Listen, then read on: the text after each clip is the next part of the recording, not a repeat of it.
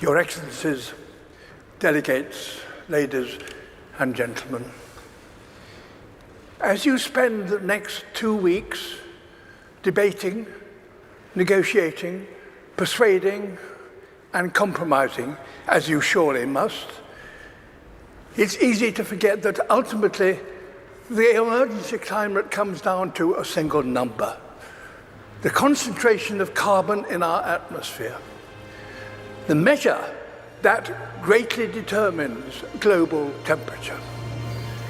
And the changes in that one number is the clearest way to chart our own story, for it defines our relationship with our world. For much of humanity's ancient history, that number bounced wildly between 180 and 300. And so too did global temperatures. It was a brutal and unpredictable world. At times, our ancestors existed only in tiny numbers. But just over 10,000 years ago, that number suddenly stabilized, and with it, Earth's climate. We found ourselves in an unusually benign period, with predictable seasons and reliable weather.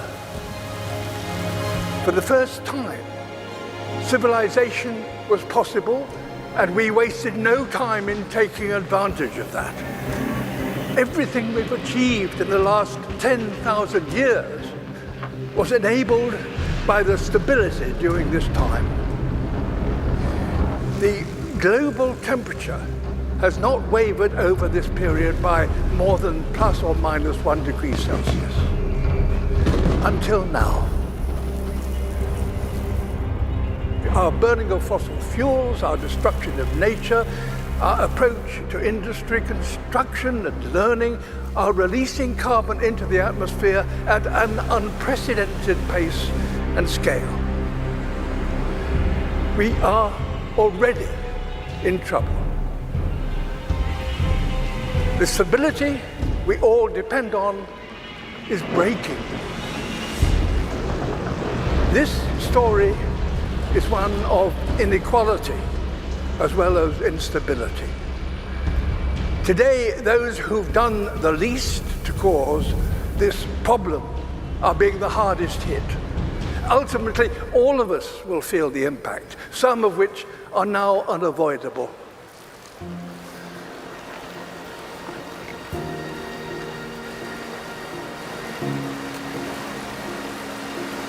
My world is melting. You think you have control, we actually have no control. I'm absolutely terrified to bring a child to this world. Perhaps the fact that the people most affected by climate change are no longer some imagined future generation, but young people alive today, perhaps that will give us the impetus we need to rewrite our story, to turn this tragedy into a triumph. We are, after all, the greatest problem solvers to have ever existed on Earth. We now understand this problem. We know how to stop the number rising and put it in reverse. We must recapture billions of tons of carbon from the air. We must fix our sights on keeping 1.5 degrees within reach. A new industrial revolution, powered by millions of sustainable innovations, is essential and is indeed already beginning. We will all share in the benefits: affordable clean energy, healthy air, and enough food to sustain us all. Nature is a key ally. Wherever we restore the wild, it will recapture carbon and help us bring back balance to our planet. And as we work to build a better world, we must acknowledge no nation has completed its development, because no advanced nation is yet sustainable. All have a journey still to complete. so that all nations have a good standard of living and a modest footprint. We're going to have to learn together how to achieve this, ensuring none are left behind. We must use this opportunity to create a more equal world, and our motivation should not be fear, but hope.